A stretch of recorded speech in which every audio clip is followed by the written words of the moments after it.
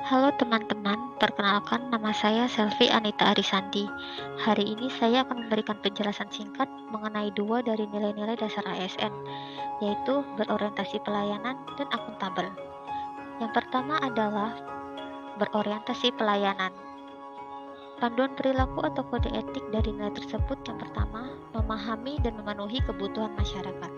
Untuk dapat memenuhi dan memahami kebutuhan masyarakat sebagai salah satu unsur penting dalam terciptanya suatu pelayanan publik, wajib mendengar dan memenuhi tuntutan kebutuhan masyarakat, tidak hanya terkait dengan bentuk dan jenis pelayanan publik yang mereka butuhkan, akan tetapi juga terkait dengan mekanisme penyelenggaraan layanan, jam pelayanan, prosedur, dan biaya penyelenggaraan pelayanan. Yang kedua adalah ramah, cekatan, solutif, dan dapat diandalkan. Setiap pegawai ASN dituntut untuk memberikan pelayanan dengan ramah, ditandai senyum, menyapa, memberi salam, serta berpenampilan rapi. Cepatan ditandai dengan cepat dan tepat waktu. Solutif ditandai dengan mampu memberikan kemudahan bagi masyarakat untuk memilih layanan yang tersedia. Dan dapat diandalkan ditandai dengan mampu, akan, dan pasti menyelesaikan tugas yang mereka terima atau pelayanan yang diberikan. Yang ketiga adalah melakukan perbaikan tiada henti. Dalam memberikan layanan yang bermutu, tidak boleh berhenti ketika kebutuhan masyarakat sudah dapat terpenuhi, melainkan harus terus ditingkatkan dan diperbaiki agar mutu layanan yang diberikan dapat melebihi harapan pengguna layanan. Layanan hari ini harus lebih baik dari hari kemarin, dan layanan hari esok akan menjadi lebih baik dari hari ini. Dari paparan di atas dapat kita simpulkan bahwa definisi dari nilai berorientasi pelayanan adalah komitmen memberikan pelayanan prima demi kepuasan masyarakat. Nilai dasar ASN selanjutnya adalah akuntabel. Akuntabel yaitu bertanggung jawab atas kepercayaan yang diberikan. Panduan perilaku atau kode etik dari akuntabel adalah melaksanakan tugas dengan jujur, bertanggung jawab, cermat, disiplin, dan berintegritas tinggi.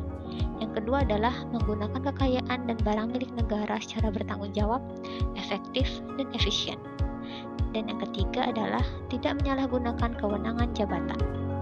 Aspek-aspek akuntabilitas yaitu akuntabilitas adalah sebuah hubungan, yaitu hubungan dua pihak antara individu atau kelompok atau institusi dengan negara dan masyarakat. Yang kedua adalah akuntabilitas berorientasi pada hasil, yaitu hasil yang diharapkan dari akuntabilitas adalah perilaku aparat pemerintah yang bertanggung jawab, adil, dan inovatif. Yang ketiga adalah akuntabilitas membutuhkan adanya laporan, yaitu laporan kinerja merupakan perwujudan dari akuntabilitas. Yang keempat, akuntabilitas memerlukan konsekuensi, yaitu menunjukkan tanggung jawab, dan tanggung jawab menghasilkan konsekuensi. Konsekuensi tersebut dapat berupa penghargaan atau sanksi. Dan yang terakhir adalah akuntabilitas memperbaiki kinerja. Memperbaiki kinerja ASN dalam memberikan pelayanan kepada masyarakat.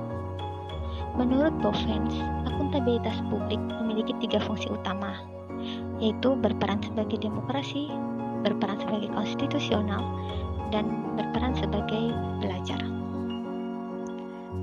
Terdapat 5 tingkatan akuntabilitas. Yang pertama, akuntabilitas personal, yaitu mengacu pada nilai-nilai yang ada pada diri seseorang seperti kejujuran, integritas, moral, dan etika.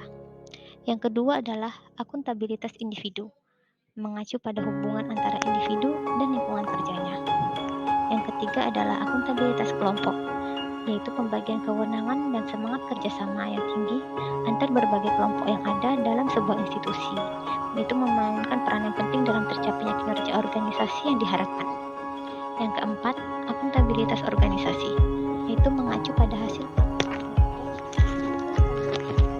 baik pelaporan dilakukan oleh individu terhadap organisasi maupun kinerja organisasi kepada stakeholder lainnya.